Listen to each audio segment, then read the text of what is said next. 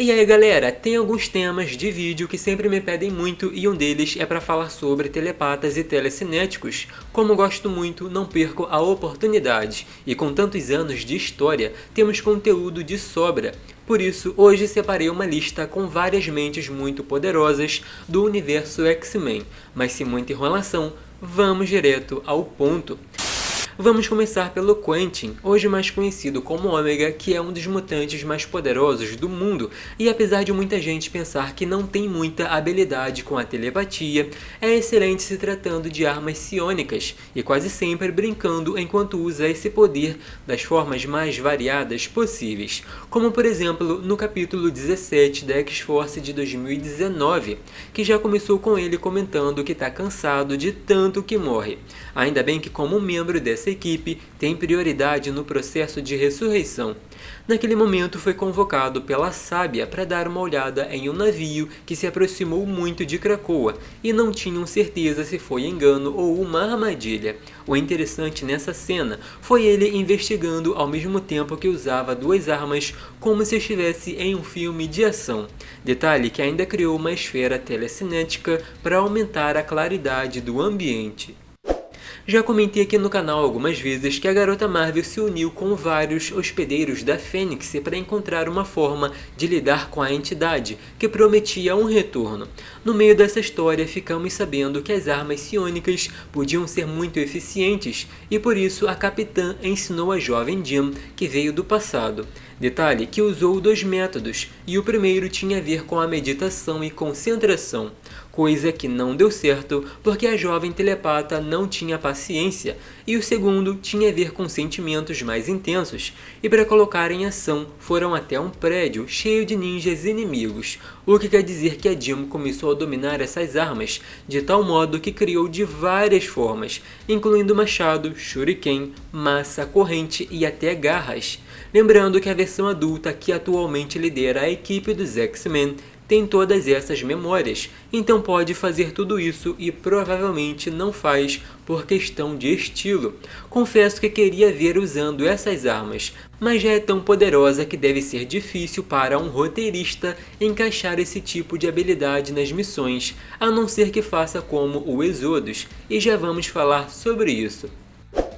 Recentemente comentei aqui no canal que a vampira conseguiu criar a adaga psíquica da Elizabeth para afetar aqueles que foram manipulados pelo Proteus. E para não repetir aquele feito, temos outro momento muito legal que aconteceu no capítulo 4 dos X-Men de 2013.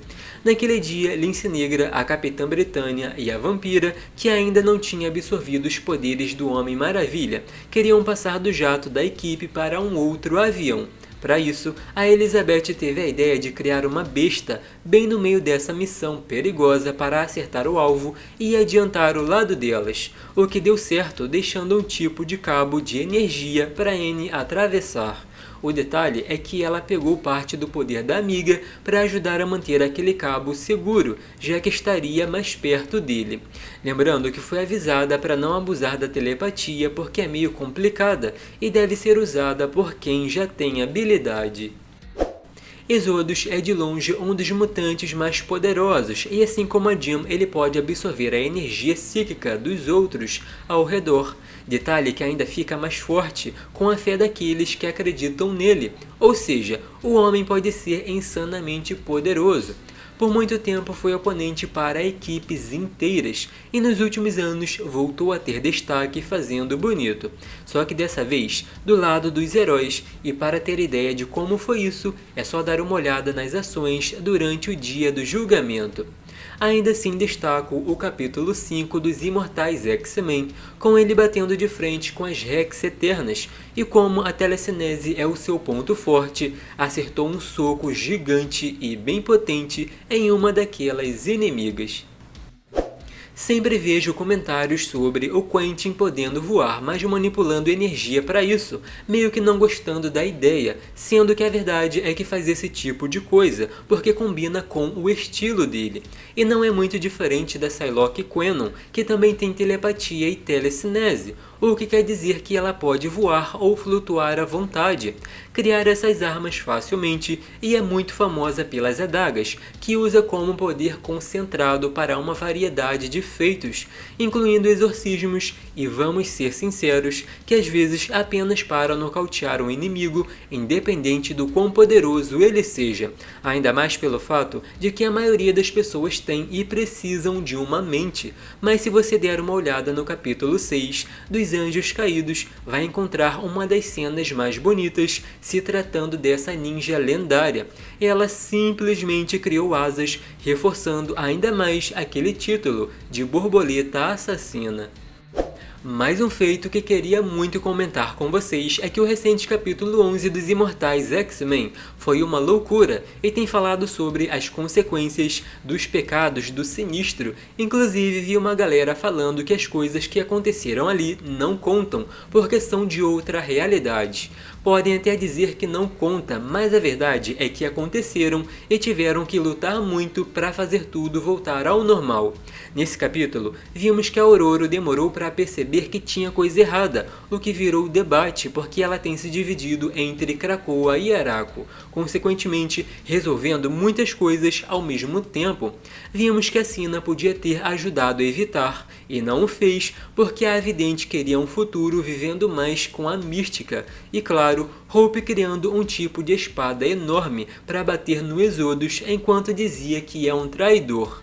Inclusive, além de mimetizar o poder dele, ainda desligou afirmando que é a Ômega em manipulação de poderes, ou seja, ela não tem limites nessa área.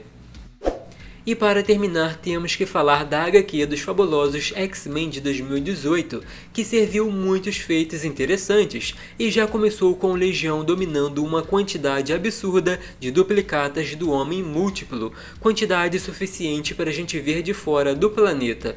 Então os heróis tiveram que entrar em cena para parar aquela galera. No fim das contas, a Jean deixou a Capitã Britânia ter o seu momento e aumentou o poder telepático da amiga para encontrar o verdadeiro, sendo que teve muita luta, muita adaga psiônica para todo lado e em certo momento criou uma espada e escudo de pura energia, coisa que ela vem fazendo bastante nessa nova fase como uma das maiores defensoras do multiverso. Gosto quando faz isso, já que mostra que é o estilo dela e reforça que é uma guerreira, habilidosa e muito poderosa, coisa que já comentaram dentro do universo Marvel. Mas e aí, gostaram desses feitos e momentos? Comentem suas sugestões e deixem aquele like, porque como sempre digo, é importante para o desempenho do canal, e eu vejo que estão gostando desse tipo de conteúdo. Lembrando que minhas redes sociais estão na descrição, então é bem fácil me encontrar. Até o próximo!